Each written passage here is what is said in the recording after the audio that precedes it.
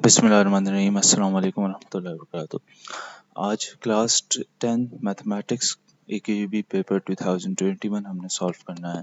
उसके हवाले से अगर आपकी कोई क्वेरीज हो तो कमेंट बॉक्स में मेंशन कर दीजिएगा। और अभी हमने इस पेपर के लिए जो टाइम अलॉटेड है वो है 100 मिनट्स। अच्छा, अब देखिए क्वेश्चन नंबर 1 के अंदर क्वेश्चन नंबर 1 और 2 दोनों लिंक्ड हैं, वो एक ही डेटा से गिवन है। उसको देख लेते हैं। देखिए फर्स्ट सबसे पहले तो क्या डेटा गिवन है। देखिए जो क्लास इंटरवल है और ये जो फ्रीक्वेंसी है, ये दोनों ऐसे डेटास हैं जो कि आपस में कंटिन्यूटी नहीं है। अगर जिसकी भी कंटिन्यूस डेटा नहीं होता तो वो डिस्क्रीट डेटा की काइंड में आता है। अच्छा, अब ये देखिए यहाँ पे एक फ्रीक्वेंसी अलॉटेड है टू ईच क्लास इंटरवल, और उसके बारे में टोटल यहाँ पर दिया हुआ है कि 70 फ्रीक्वेंसी आ रही है। अब फ्रीक्वेंसी जो भी होती है वो नंबर ऑफ ऑब्जर्वेशंस होती हैं, और जो हमारी ऑब्जर्वेशंस होती हैं वो क्लास इंटरवल्स बनती हैं। तो class intervals is our observation and frequency is our number of observation. So 50 to 59 जो भी डेटा है, अब यहाँ पर ज़रूरी नहीं है कि कोई क्लास से रिलेटेड डेटा हो या फिर कोई स्टूडेंट से रिलेटेड डेटा हो। कोई भी डेटा मसलन मार्क्स से रिलेटेड हो, तो वो 50 to 59 जो लोग लाए कर रहे हैं या जो चीज़ें लाए कर रही हैं वो 7 है। तो उसके रिस्पेक्ट से यहाँ पर 7 गिवन है। इसी तरीके से यहाँ पर हमारे पास जो 60 to 69 है वो 16 का डेटा गिवन है, यानी कि 16 चीज़ें या 16 स्टूडेंट्स या 16 लोग इस पर्टिकुलर इंटरवल में लाए कर रहे हैं। अच्छा, टोटल जो हमारे पास नंबर ऑफ ऑब्जर्वेशंस हैं, टोटल नंबर ऑफ ऑब्जर्वेशंस हैं वो 70 हैं, यानी कि इन सब का जो सर्वे है या फिर ये कह लें कि इन सब की ऑब्जर्वेशंस का सम है वो 70 है। पहले क्वेश्चन है कि the cumulative frequency preceding the median class will be. अब देखें, कम्युलेटिव फ्रीक्वेंसी उसको कहते हैं जिसके अंदर हमारे पास एडिशन ऑफ फ्रीक्वेंसी आता है। हमारे पास कम्युलेटिव फ्रीक्वेंसी दो तरह की होती है, एक होती है लेस देन और एक ग्रेटर देन। अब देखें, लेस देन के अंदर हमारे पास जो भी डेटा होता है वो less from the start sum होता चला जाता है, और जो ग्रेटर देन के अंदर होता है वो ग्रेटर देन के अंदर हमारे पास लास्ट से सम होता चला जाता है। दोनों समझा देता हूँ किस तरीके से होते हैं। तो लेट सपोज हमें कम्युलेटिव फ्रीक्वेंसी, अच्छा अब जहाँ यहाँ कहा हुआ नहीं है कि cumulative frequency preceding the median class, तो ये अंडरस्टूड सी बात है कि यहाँ पर लेस देन का मेंशन है। तो अगर कहा नहीं हुआ होगा तो हम लेस देन अज्यूम करके उसको सॉल्व करेंगे। तो लेस देन का कम्युलेटिव फ्रीक्वेंसी कैसे बनता है देख लें। देखें, सबसे पहले तो आप जो पहला बाउंड्री होगी यानी कि पहली क्लास इंटरवल होगी उसका सेम इनपुट यहाँ पर लिख देंगे, यानी यहाँ पर आ जाएगा 7। सिमिलरली अब नेक्स्ट क्लास फ्रीक्वेंसी को पिछली क्लास कम्युलेटिव फ्रीक्वेंसी में ऐड कर देंगे, यानी ये जो 7 है ये हमारा पहला वाला कम्युलेटिव फ्रीक्वेंसी आया है, और 16 हमारा नेक्स्ट क्लास का फ्रीक्वेंसी है। इसको +7 करेंगे तो आंसर आएगा 23, यानी यहाँ हम लिख देंगे 23। सिमिलरली जब हम नेक्स्ट स्टेप पे जाएंगे तो अब हमारी प्रीवियस कम्युलेटिव फ्रीक्वेंसी बनेगी 23, और इस 23 को आप 24 में ऐड करेंगे तो बन जाएगा हमारे पास 47। सिमिलरली 47 + 13 करेंगे और इसी तरीके से इस पूरे कॉलम को हम फिल कर लेंगे। ये याद रखिएगा कि हमारे पास जो लास्ट कॉलम आता है वो हमेशा टोटल फ्रीक्वेंसी का आता है, यानी जो लास्ट कम्युलेटिव फ्रीक्वेंसी आएगी वो हमें टोटल बता रही होगी। तो इससे भी वेरीफाई हो जाएगा कि हमने सही किया। अब देख लें इसका मोर देन का कैसे बनता है। मोर देन जो है वो हमारे पास यहाँ नीडेड नहीं है, लेकिन सिर्फ और सिर्फ हमारे पास मोर देन या ग्रेटर देन एक ही चीज़ है। तो कम्युलेटिव फ्रीक्वेंसी ग्रेटर देन किस तरीके से बनाते हैं हम इसको स्टार्ट करते हैं फ्रॉम द एंड, और जो लास्ट फ्रीक्वेंसी होती है उसको हम लिख देते हैं पहले, यानी कि यहाँ पर हम लास्ट बाउंड्री के अंदर जो ग्रेटर देन होगा उसके अंदर हम लिख देंगे 10। तो यहाँ आ जाएगा आपके पास 10। अब जो लास्ट वाली होगी उसको प्रीवियस वाली से फ्रीक्वेंसी से ऐड करेंगे, यानी 10 + 13 क्या आएगा आंसर 23 आएगा। तो यहाँ पर हमारे पास सेकंड लास्ट क्या आ जाएगी 23 आ जाएगी। इसी तरीके से हम पिछली कम्युलेटिव फ्रीक्वेंसी और जो लास्ट वाली फ्रीक्वेंसी होगी उसको ऐड करते चले जाएंगे, यानी अब जो ऐड होगा वो 24 + 23 होगा, वो आएगा 47। अब देखें यहाँ पर ये बिल्कुल भी ज़रूरी नहीं है कि कम्युलेटिव फ्रीक्वेंसी ग्रेटर देन और लेस देन कभी एक जैसी हो। एक जैसी हो भी सकती हैं और एक जैसी नहीं भी हो सकती। हमें ये डिपेंड करता है क्वेश्चन के अंदर। तो अगर क्वेश्चन हमें कहा हुआ होता है तो हम सिर्फ और सिर्फ लेस देन और ग्रेटर देन का अपनी मर्जी से करते हैं। यानी लेस देन अगर नहीं कहा हुआ होगा तो लेस देन ही बनाएंगे, और अगर यहाँ पर मेंशन कर दिया होगा कि आपने ग्रेटर देन या लेस देन बनानी है तो फिर हम उसके ऊपर रिस्ट्रिक्ट होकर वो बनाएंगे। और अच्छा, अब इसको कंप्लीट कर लेते हैं। 16 प्लस 47 विल बिकम 63, और लास्ट में आ जाएगा 63 प्लस 7 70। तो देखें ये इस तरीके से। और अब यहाँ पर गौर करें कि जो हमारे पास फर्स्ट होगा, फर्स्ट कम्युलेटिव फ्रीक्वेंसी जो आएगी वो टोटल का बताएगी। तो ग्रेटर देन और लेस देन में फर्क सिर्फ यही होता है कि लास्ट लेस देन के अंदर और फर्स्ट ग्रेटर देन के अंदर हमारे पास टोटल फ्रीक्वेंसी शो हो रही होती है। बस इतना सा फर्क है। देखिए यहाँ पर हमें मेंशन नहीं किया हुआ तो हम यहाँ पर सिर्फ और सिर्फ लेस देन की तरफ जाएंगे, तो हम इसको इरेज कर देते हैं। अच्छा, अब सवाल क्या है? सवाल ये है कि the cumulative frequency preceding the median class. Preceding means before, ठीक है। तो अगर हमें बिफोर जाना है, बिफोर मीडियन क्लास जाना है, तो सबसे पहले हमें आइडेंटिफाई करना होगा कि हमारी मीडियन क्लास क्या है। तो अब देखें मीडियन क्लास हमारे पास पता ऐसे चलेगी कि हम देखेंगे टोटल फ्रीक्वेंसी कितनी है, 70। अब उस टोटल फ्रीक्वेंसी को डिवाइड बाय 2 कर देंगे। मीडियन वो ऑब्जर्वेशन होती है जो मिडल वैल्यू होती है किसी भी डेटा की। तो अब यहाँ पर जो डेटा गिवन है उसकी मिडल वैल्यू ऐसे पता चलेगी कि हम टोटल फ्रीक्वेंसी को डिवाइड बाय 2 करेंगे, तो हमारे पास यहाँ आंसर आएगा 35। अब हमें ये देखना है कम्युलेटिव फ्रीक्वेंसी लेस देन के अंदर कि कहाँ 35 लाई कर रहा है। अब देखें, मैंने कहा लेस देन है, तो क्या ये 7 से लेस देन है 35? नहीं, तो इसका मतलब है ये मीडियन क्लास नहीं है। सिमिलरली 23 से लेस देन है 35, तो ये भी हमारे पास मीडियन क्लास नहीं है। क्या 47 से लेस देन है 35? बिल्कुल, तो इसका मतलब है ये हमारे पास मीडियन क्लास है। तो हम इसको आइडेंटिफाई कर लेंगे कि ये हमारे पास ये एक मीडियन क्लास बन जाएगी। ठीक हो गया। अब यहाँ पर ये मीडियन क्लास जब बन गई, अब हमें देखना है कि cumulative frequency preceding the median class, ठीक है। तो ये हमारे पास पूरी मीडियन क्लास है, ठीक है। ये वाली क्लास हमारे पास पूरी मीडियन क्लास है। अब इससे प्रीसीडिंग अगर जाएं, पहले अगर जाएं, तो बनता है 23। तो हमारे पास बी आंसर बन जाएगा, 23 इसका आंसर होगा। नेक्स्ट क्वेश्चन पे चलते हैं। The upper class boundary of the model class. अब देखिए ये जो थी हमारे पास ये मीडियन क्लास थी। अब मॉडल क्लास किसको बोलते हैं? मॉडल क्लास इसको कहते हैं कि जिसके अंदर हमारे पास हाईएस्ट फ्रीक्वेंसी आ रही हो। तो अब अगर गौर करें तो हाईएस्ट फ्रीक्वेंसी की बात हो रही है। हाईएस्ट फ्रीक्वेंसी का मतलब कम्युलेटिव फ्रीक्वेंसी नहीं है, फ्रीक्वेंसी है, यानी ये वाला कॉलम है।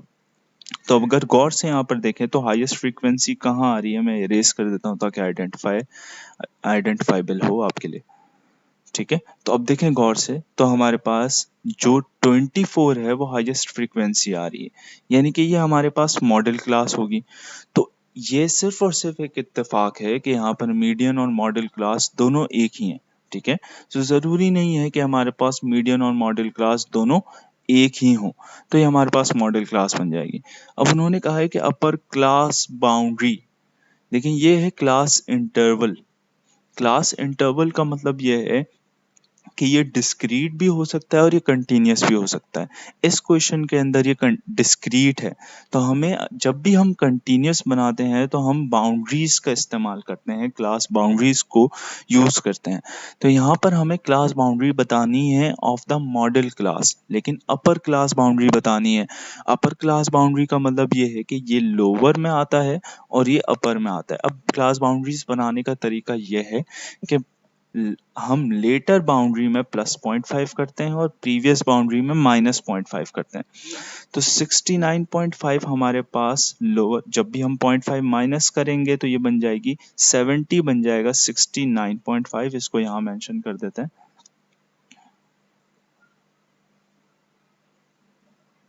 69.5। और जो इसकी अपर बाउंड्री बनेगी वो होगी 79.5। तो अब इसका मतलब ये है कि ये 79.5 हमारे पास अपर क्लास बाउंड्री है। So that means that is our answer, और ये हमारे पास डी में शो हो रहा है। तो ये सेकंड ऑप्शन भी हमारे पास वैलिड हो गया। अब नेक्स्ट क्वेश्चन है फॉर 5 ऑब्जर्वेशंस। अब देखें जो AKUAB है वो बिल्कुल स्ट्रिक्टली फॉलो करता है हमारे पास एग्जाम स्पेसिफिकेशंस। और एग्जाम स्पेसिफिकेशंस क्या है कि हमारे पास जो स्टार्टिंग के नियरली 8 क्वेश्चंस हैं वो बेसिक स्टैटिस्टिक्स चैप्टर से आ रहे हैं। इसका मतलब ये है कि हमारे पास 8 अप टिल 8 स्टार्टिंग 8 क्वेश्चंस ही क्या होंगे, बेसिक स्टैटिस्टिक्स से होंगे। तो अब देखें नेक्स्ट क्वेश्चन क्या है। It is saying that we have to calculate variance. अब देखें वेरिएंस का फॉर्मूला है हमारे पास, अच्छा this is an ungroup data. अगर अब ये अनग्रुप डेटा है तो हमें अनग्रुप का फॉर्मूला लगाना है, और ग्रुप का फॉर्मूले के अंदर सिर्फ और सिर्फ एक एडिशन होगा, वो होगा फ्रीक्वेंसी का। इसके अलावा कोई एडिशन नहीं होगा। तो फॉर्मूला है summation x square upon n minus summation x upon n whole square. यहाँ पर आता है होल स्क्वायर और यहाँ पर आता है सिर्फ x के ऊपर स्क्वायर। तो ये थोड़ी सी याद रखने वाली बात है। अब देखिए summation x square is 19 here, तो हम यहाँ पे लिख देंगे, वैल्यूज पुट करेंगे और यहाँ आ जाएगा 19 divided by n। What is our n? n यहाँ पर नंबर ऑफ ऑब्जर्वेशंस है। तो what is our number of observations, जो कि 5 है, तो यहाँ पर हम 5 लिख देंगे। माइनस करेंगे summation x upon n whole square. So summation x is 9 upon 5 whole square. अब देखिए इसको पॉइंट्स में कर लेते हैं ताकि हमारे पास आसानी हो। 19/5 को अगर हम सॉल्व करते हैं तो ये बन जाता है हमारे पास 3.8 माइनस 9/5 हमारे पास होता है 1.8, और 1.8 का अगर स्क्वायर लेंगे तो बनेगा 3.24। 3.8 माइनस 3.24 बनता है 0.56। अब देखिए ये जो 0.56 है वो हमारे पास ए ऑप्शन में आ रहा है, तो ये हमारा आंसर होगा। अब थोड़ा सा यहाँ पे स्टूडेंट्स आपको केयरफुल होना पड़ेगा। ये हमारे पास कैलकुलेशन ऑफ वेरिएंस है। जब हम स्टैंडर्ड डेविएशन कैलकुलेट कर रहे होंगे तो हमें इसी आंसर का स्क्वायर रूट लेना पड़ेगा। यानी स्टैंडर्ड डेविएशन के लिए आपको 0.56 का स्क्वायर रूट लेना पड़ेगा, दैट्स इट। इसके अलावा यहाँ से वेरिएंस में से कोई कंफ्यूजन नहीं होगी स्टूडेंट्स को, क्योंकि ऑलरेडी आपको सारी चीज़ें गिवन है।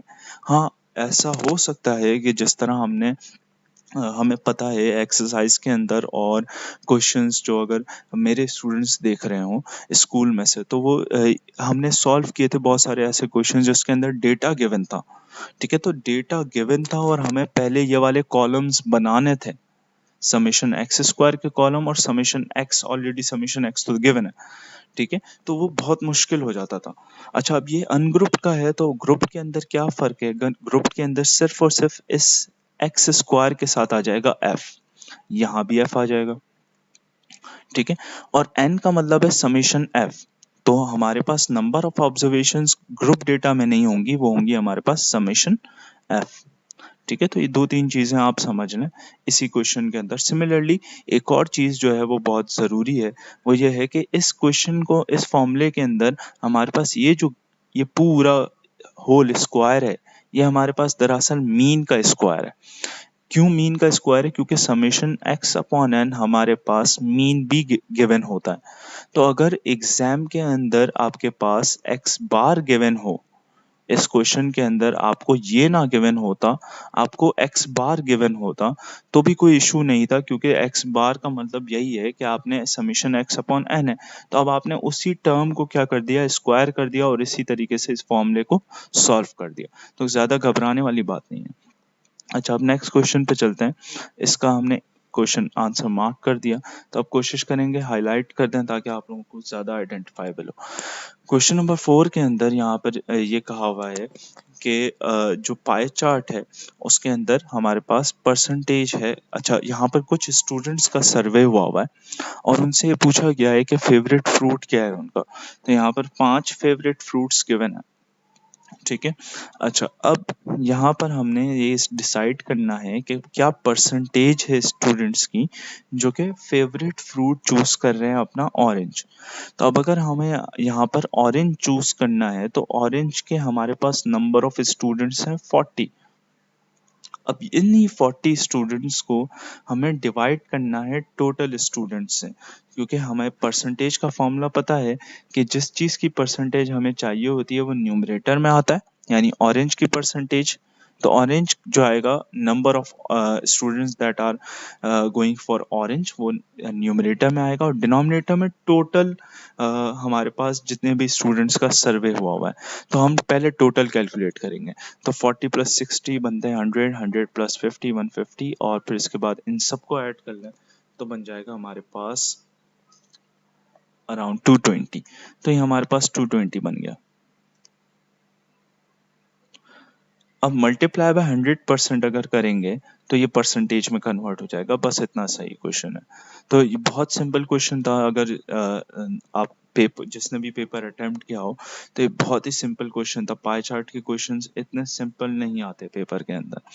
अच्छा, अब इसको क्वेश्चंस को सॉल्व कर लेंगे। क्या आ जाएगा, 40 डिवाइड बाय 220 विच इज 0.18। तो 0.18 से ही आइडेंटिफाई हो गया हमारे पास कि हमारे पास जो आंसर आ रहा है वो आपके पास 18.2 है, ठीक है। तो थोड़ा सा अपने आप को स्ट्रीट स्मार्ट बनाएं और थोड़ा सा अच्छे तरीके से इस तरीके से सॉल्व करें। अच्छा, अब देखें क्वेश्चन नंबर, नेक्स्ट क्वेश्चन है 5 और 6, वो लिंक्ड है इस डेटा से और बहुत सिंपल क्वेश्चन है। क्या कहा हुआ है कि आपने p की वैल्यू कैलकुलेट करनी है, जो कि 2p मिडल में आ रहे हैं, ठीक है। ये observation, the given data is in ascending order, जो कि हमें विजिबल है कि ये असेंडिंग ऑर्डर में गिवन है। अब यहाँ पर कुछ एजेस हैं ये स्टूडेंट्स की, पीपल की, जो कि शॉप को विजिट कर रहे हैं। अगर यहाँ पर इसका मीडियन जो है वो 28 है, यानी मिडल ऑब्जर्वेशन यहाँ पर 28 है, तो ये हमारे पास p की वैल्यू क्या होगी। तो बहुत सिंपल क्वेश्चन, देखिए मीडियन कैलकुलेट करने का बहुत ही आसान तरीका बता रहा हूँ, क्योंकि स्टूडेंट्स जो होते हैं वो पहले काउंट करते हैं ऑब्जर्वेशंस के, ये 1 2 3, और हमारे पास इवन आ रहा है या ऑड आ रहा है, फिर इवन का फॉर्मूला लगाते हैं, फिर ऑड का फॉर्मूला लगाते हैं, बहुत ही हेक्टिक हो जाता है पेपर के अंदर। तो आप सबसे पहले तो एक आसान काम ये करें कि नंबर्स कैंसिल करना शुरू कर दें, from start and from last. तो जब आप कैंसिल करना शुरू करेंगे तो आपके पास देखें कि या तो एक नंबर बचेगा या दो नंबर मिडिल में बचेंगे। अब उसका लिंक क्या है, लिंक ये है कि अगर इवन होगा तो दो नंबर्स बचेंगे, अगर ऑड होगा तो एक ही नंबर बचेगा। दोनों में कोई घबराने वाली बात नहीं है। आपने ऑड में सिर्फ और सिर्फ एक को मीडियन कह देना है, और इवन के अंदर आपने दोनों को ऐड करके डिवाइड बाय 2 करना है। तो अब अगर देखें दोनों ही ऑब्जर्वेशंस p हैं, और अगर सोचें कि मैं p को p से ऐड करके डिवाइड बाय 2 करूंगा तो 2p अपॉन 2 हो जाएगा, जो कि आंसर क्या आएगा, p आ जाएगा। तो अब अगर ये आंसर p आएगा हमारे पास, तो इसका मतलब है मीडियन हमारे पास p है, वो तो कहा हुआ ही है डेटा ने। और अगर मीडियन हमारे पास 28 है तो हमारे पास p की वैल्यू क्या हो जाएगी, 28 हो जाएगी। तो बहुत सिंपल क्वेश्चन है, ठीक है। सिमिलरली नेक्स्ट पार्ट इसका ये है कि the mode of the data is what, हमें मोड बताना है। तो अब अगर गौर से देखें तो हम पहले तो इसको इरेज कर देते ताकि आप लोगों को समझ में आ जाए। तो अगर देखें यहाँ पर मॉड वो होती है जो मोस्ट रिपीटेड वैल्यू होती है। तो अगर 9 देखें तो 2 बार आ रहा है, इसके बाद p यानी कि 28 2 बार आ रहा है, तो वो भी हमारे पास मोड नहीं होगा, क्योंकि अगर 9 नहीं है तो फिर 28 भी नहीं होगा। तो देखें 35 3 बार आ रहा है, इसका मतलब है हमारे पास 35 इसका आंसर होगा। तो इसको हाईलाइट कर देते हैं,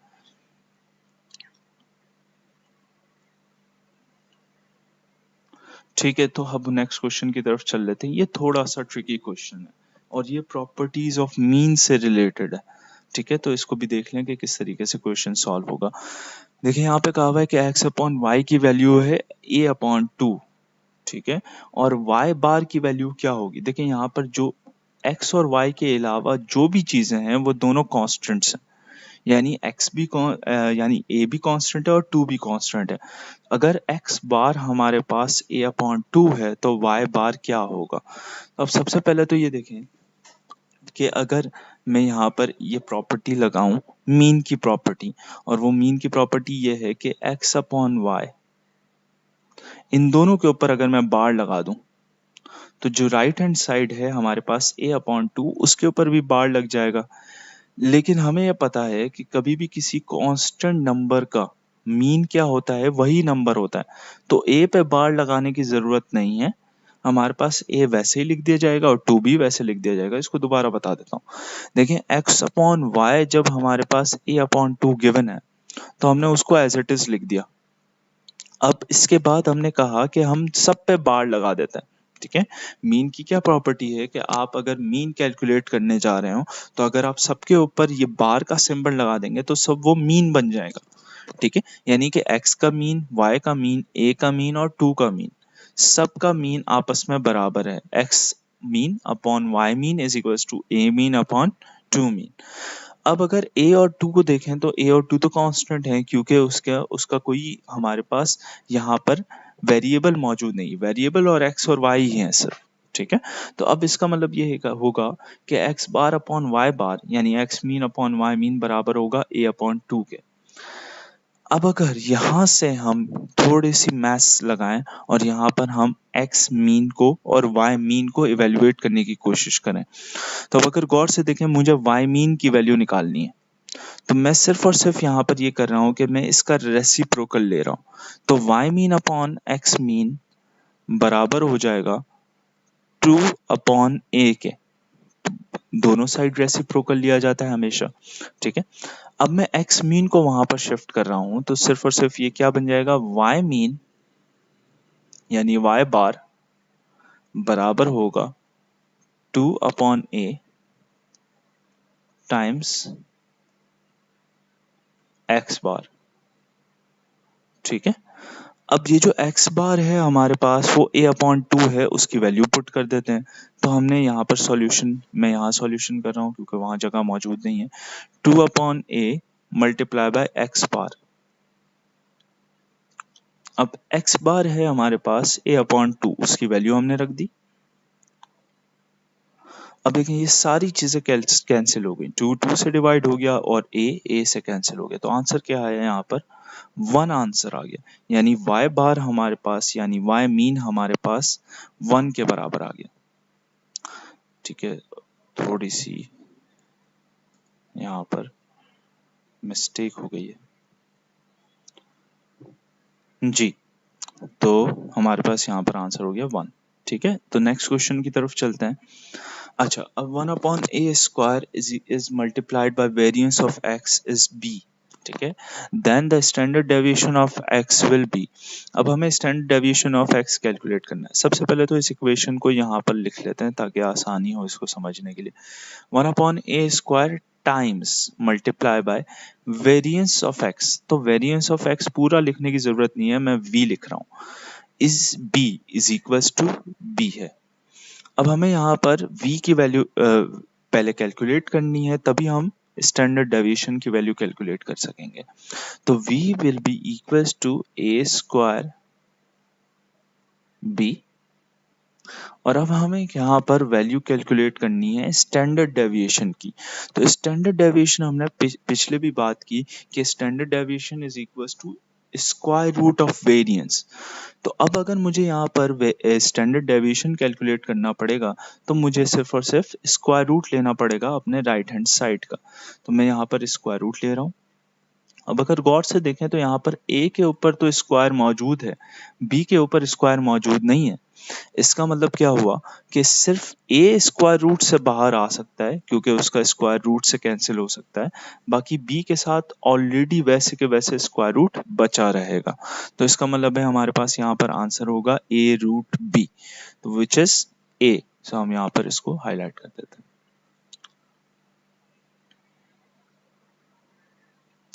ठीक है, तो यहाँ पर हमने क्वेश्चन 8 हो चुका है, यानी बेसिक स्टैटिस्टिक्स का पार्ट हो चुका है। नेक्स्ट क्वेश्चन स्क्वायर रूट का क्वेश्चन है, जो कि हमारे पास अलजेब्रिक मैनिपुलेशन का आता है।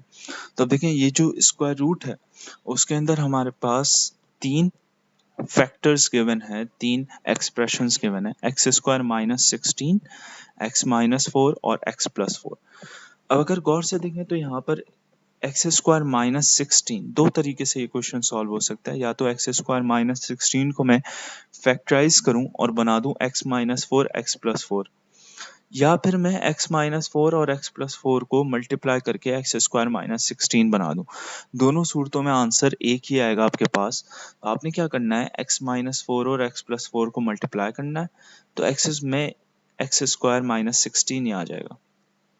तो पहला फैक्टर हमारे पास बन गया एक्स स्क्वायर माइनस 16।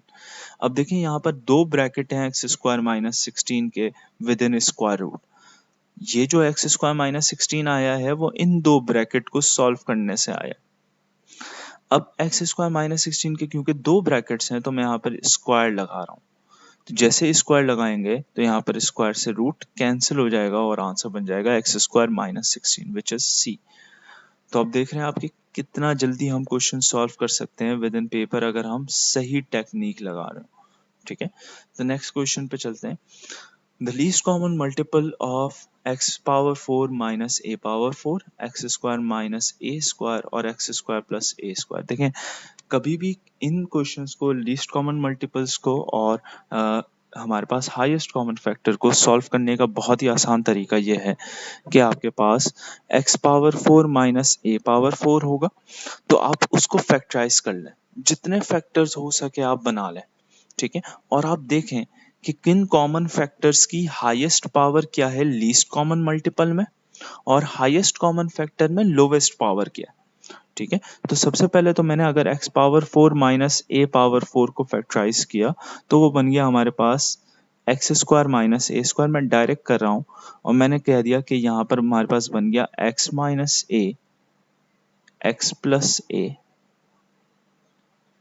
और साथ ही हमारे पास रह गया x square plus a square. तो उसको मैं यहाँ लिख रहा हूँ। ठीक है, दो इसको एक्सप्लेन कर देता हूँ। एक्स पावर 4 माइनस ए पावर 4 को फैक्टराइज किया तो बन गया x square plus a square. ठीक है, और एक्स स्क्वायर माइनस ए स्क्वायर। जब मैंने एक्स स्क्वायर माइनस ए स्क्वायर को मजीद फैक्टराइज किया तो हमारे पास ये दो मजीद फैक्टर्स आ गए, x minus A x plus A.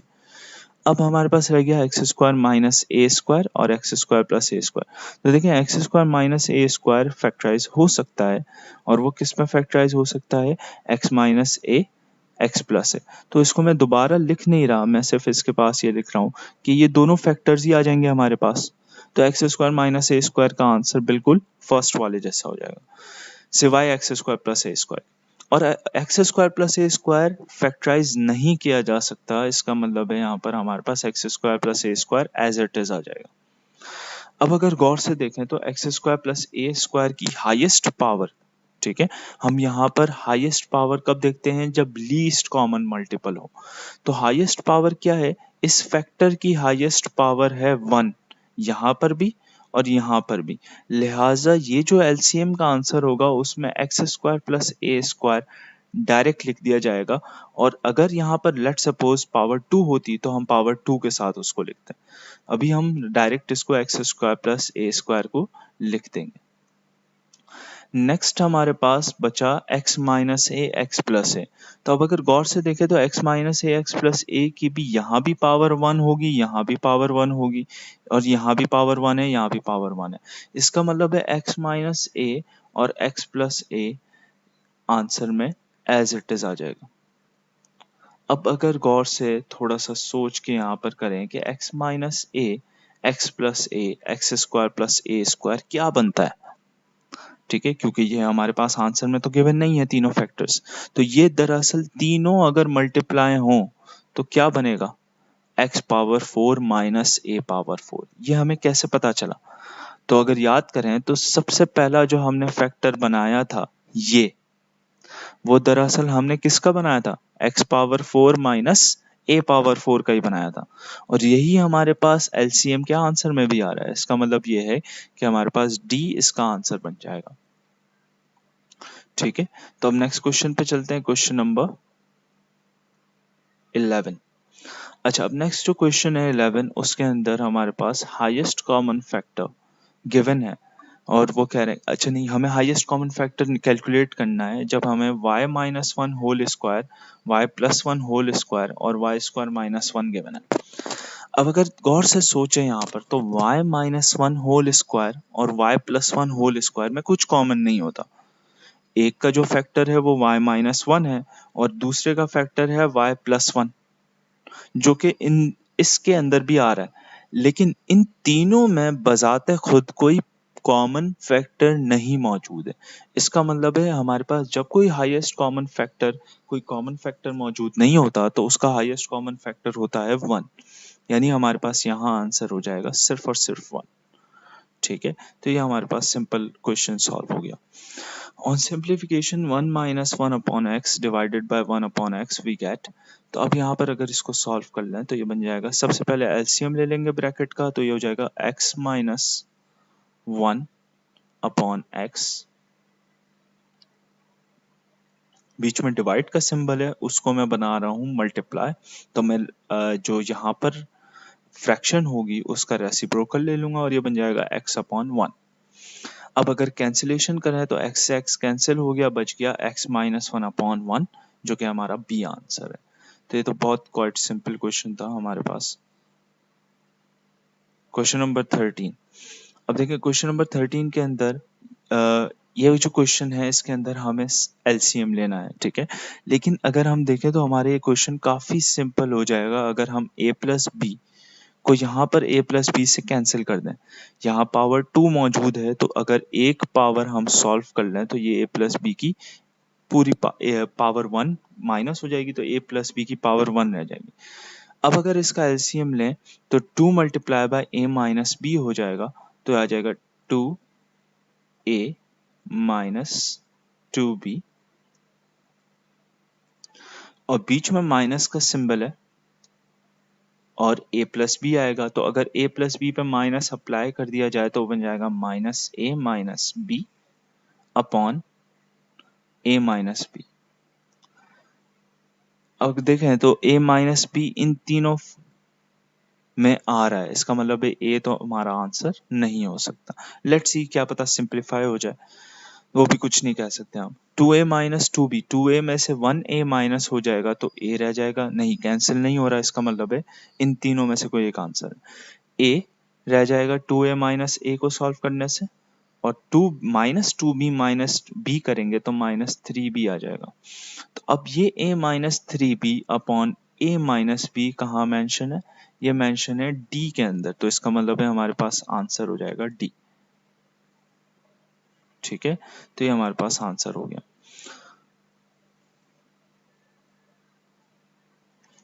Next question, question number 14। The least common multiple of x minus 1 and x square minus 2x plus 1।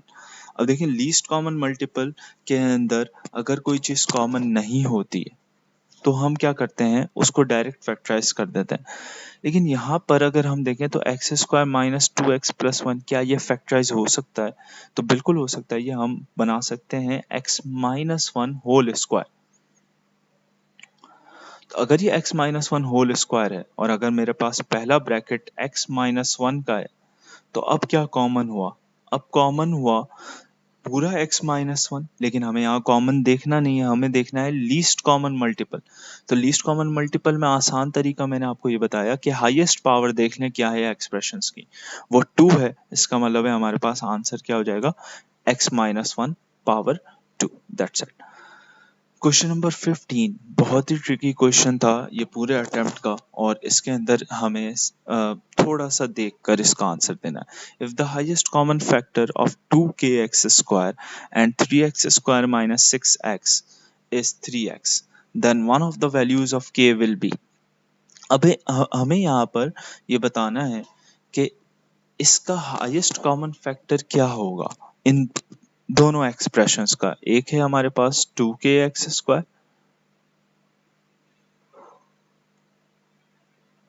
ठीक है, और एक है हमारे पास 3x स्क्वायर माइनस 6x।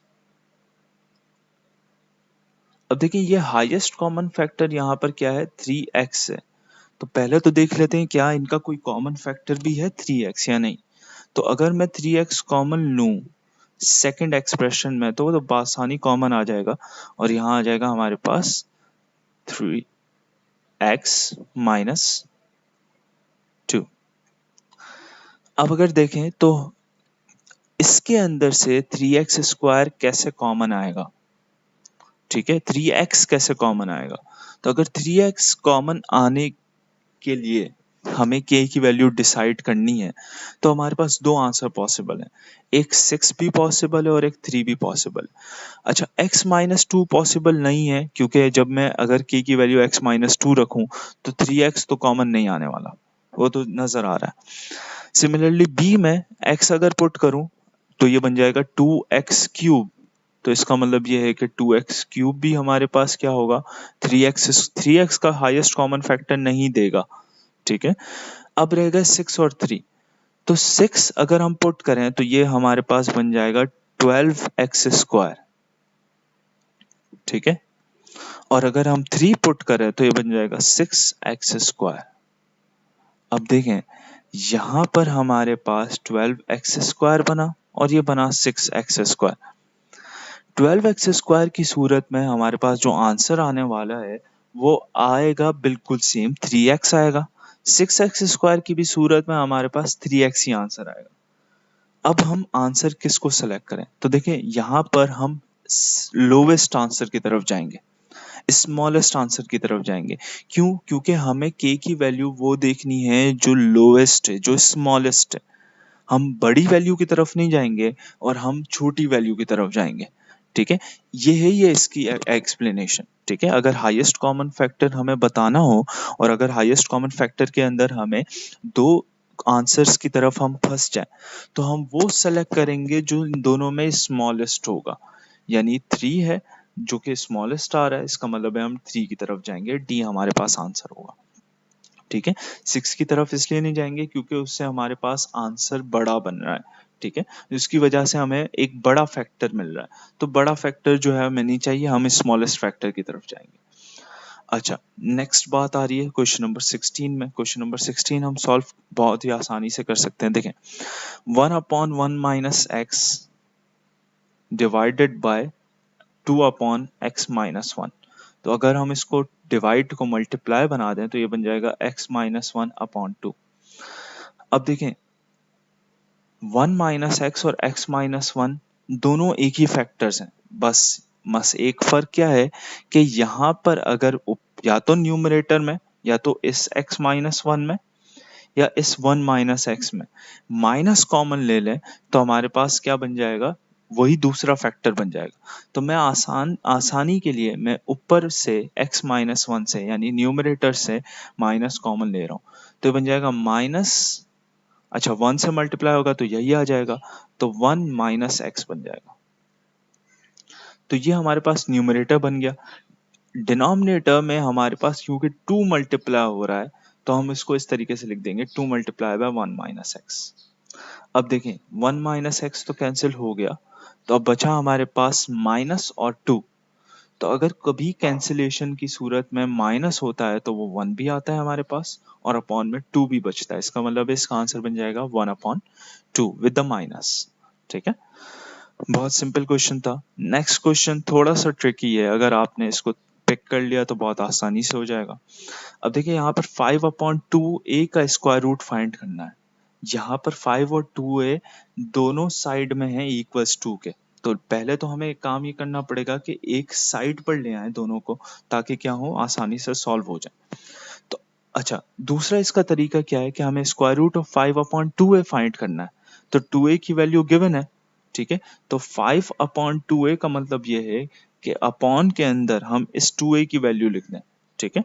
तो जो 2a की वैल्यू है वो क्या है, 5x स्क्वायर वाई 4। तो यहां पर हमने लिख दिया 5x स्क्वायर वाई पावर 4। अच्छा, अब जब 5 से कैंसिल कर दिया तो हमारे पास बचा 1/x स्क्वायर वाई 4। तो क्या ये हमारे पास आंसर होगा, नहीं, क्वेश्चन में क्या कहा हुआ है कि आपने फाइंड करना है स्क्वायर रूट। अभी तो हमने स्क्वायर रूट इसका एवेल्युएट नहीं किया, तो जब हम स्क्वायर रूट इसका एवेल्युएट करेंगे तो हमारा आंसर हम बन जाएगा 1 का स्क्वायर रूट 1, एक्स स्क्वायर का स्क्वायर रूट एक्स और y पावर 4 का स्क्वायर रूट y स्क्वायर। तो 1 upon x square Y square which is a, तो हमारे पास a आंसर बन जाएगा इसका। Question number 18, 3 is equals to -3 upon 2x। सिर्फ और सिर्फ आपने शिफ्ट करने हैं कोएफिशिएंट्स और आपके पास यहाँ पर आंसर। अच्छा, अब जब हमने इनको शिफ्ट कर दिया तो ये बन जाएगा 3 मल्टीप्लाई बाय 2 अपॉन -3। 3 से कैंसिल हो गया, और अगर -2 अपॉन -1 होगा तो वो -2 ही बन जाएगा। तो x की वैल्यू हमारे पास आ गई -2 विच is a। Question number 19, 7x - 7 is greater than -7। ठीक है, बिल्कुल उसी तरीके से सॉल्व करना है, कॉन्स्टेंट्स ऑन वन साइड और वेरिएबल्स ऑन वन साइड। तो 7x will be greater than, अच्छा -7 अगर वहां जाएगा तो +7 बन जाएगा, और 7 - 7 0 हो जाएगा।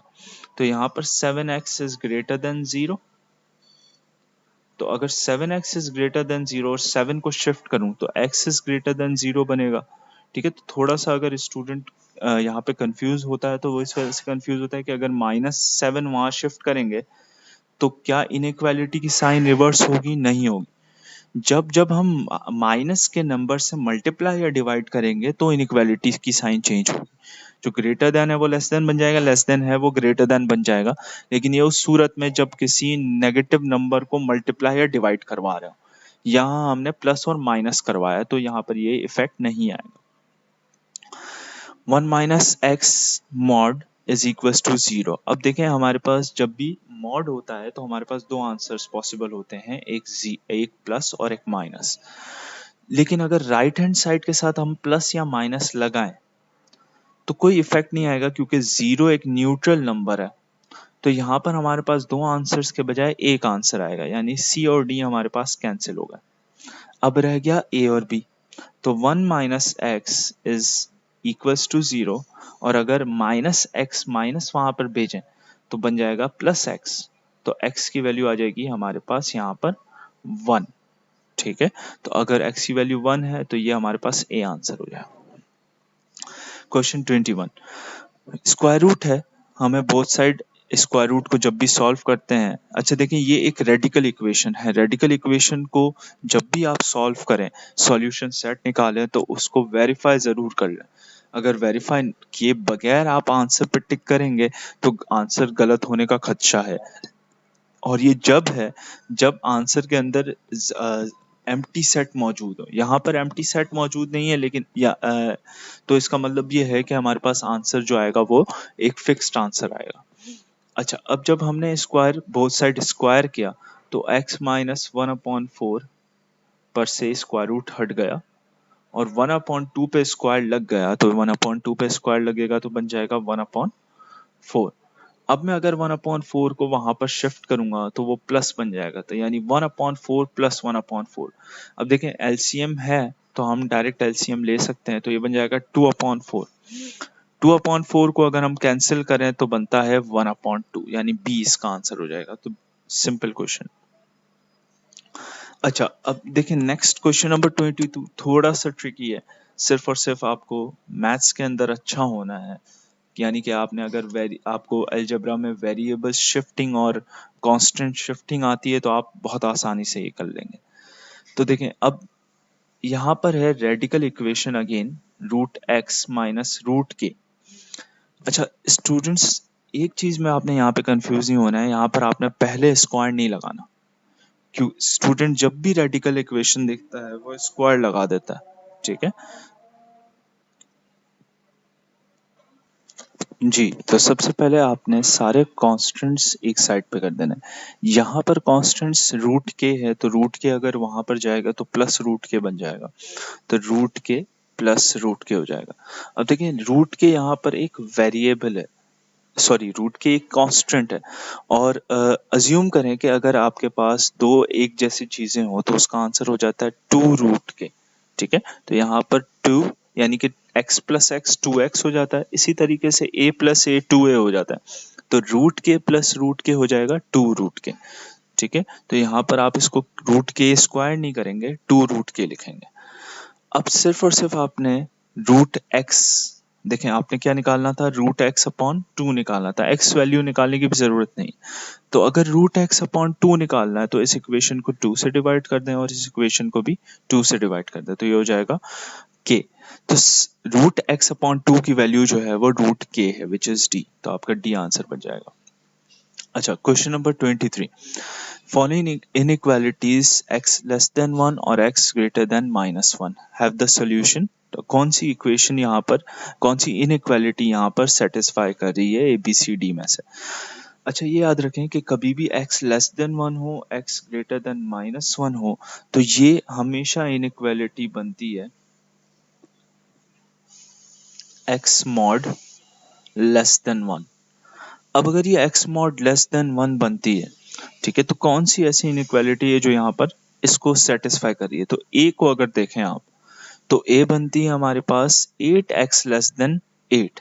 आप इंडिविजुअली जब अगर इसको सॉल्व करें तो 8x, इसको ऐसे लिखेंगे लेस देन 8, पहली इनइक्वालिटी। दूसरी इनइक्वालिटी में आप लिखेंगे 8x ग्रेटर देन -8। ये दो पॉसिबिलिटीज होती हैं हमारे पास इनइक्वालिटी सॉल्व करने की। अच्छा, और मॉड्यूलस के साथ इनइक्वालिटी सॉल्व करने की, x लेस देन 8 अपॉन 8 आ जाएगा यहाँ पर।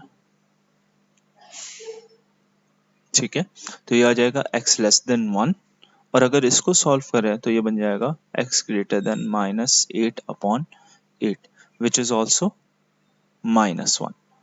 तो यहाँ बन जाएगा x ग्रेटर देन -1 और यहाँ बन जाएगा x लेस देन 1।